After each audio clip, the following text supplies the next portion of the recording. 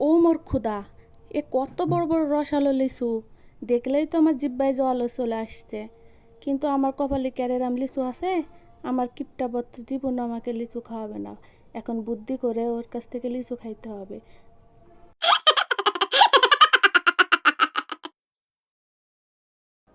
এই শুনছো? হুম। বলছি শুনো, একটা কথা বলার ছিল। কি কথা বলো? আমি কাল রাতে না একটা ভয়ঙ্কর স্বপ্ন দেখেছি। স্বপ্ন দেখেছি যে আমি তোমাকে লিচু আনতে বলেছি, বড় বড় রসালো লিচু, কিন্তু তুমি সেটা কিপটামি করে এনে দাওনি। আর আমি রাগে তোমার গলা টিপে তোমাকে মেরে ফেলছি।